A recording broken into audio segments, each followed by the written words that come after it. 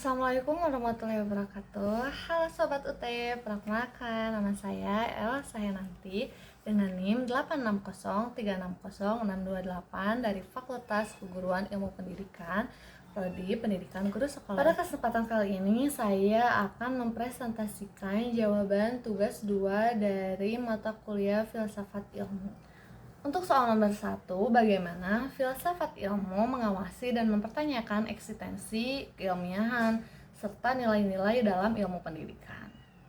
Filsafat ilmu berperan sebagai landasan kritis dalam ilmu pendidikan dengan cara mengkaji 3 aspek, yaitu ontologi, mempertanyakan apa hakikat pendidikan itu, objek yang dipelajari, serta realitas dalam dunia pendidikan. Lalu ada epistemologi yang mengkaji bagaimana pengetahuan pendidikan diperoleh, metode yang digunakan, serta kebenaran ilmiahnya. Lalu yang ketiga ada aksiologi, menilai manfaat dan nilai-nilai yang terkandung dalam pendidikan, serta etika, moral, dan tujuan pendidikan itu sendiri. Soal kedua, bagaimana pendidikan yang bermakna dan bernilai turut memperkuat perkembangan filsafat ilmu. Filsafat ilmu berperan sebagai landasan kritis dalam ilmu pendidikan dengan cara mengkaji 3 aspek utama, yaitu pendidikan yang bermakna dan bernilai akan menghasilkan praktik pendidikan yang tidak hanya fokus pada transfer ilmu, tetapi juga pembentukan karakter dan pemikiran kritis. Hal ini memperkuat filsafat ilmu karena 1. Mendorong refleksi terhadap tujuan pendidikan. 2. Mengembangkan pemikiran kritis terhadap teori dan praktik pendidikan. Dan yang ketiga, menjadikan pendidikan sebagai sarana pembentukan manusia yang utuh, sehingga pendidikan menjadi ruang aktualisasi dari konsep-konsep filsafat ilmu.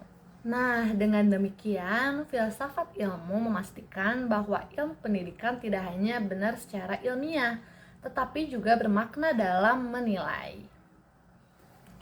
Soal yang nomor ketiga, mengapa filsafat ilmu disebut sebagai pisau analisis? Yaitu mencangkup ontologi, epistemologi, dan aksiologi dalam membedah persoalan pendidikan. Filsafat ilmu disebut sebagai pisau analisis karena digunakan untuk mengkaji masalah pendidikan secara mendalam melalui 3 pendekatan. Ada pendekatan ontologi, yaitu menganalisis hakikat masalah, misalnya apa itu belajar.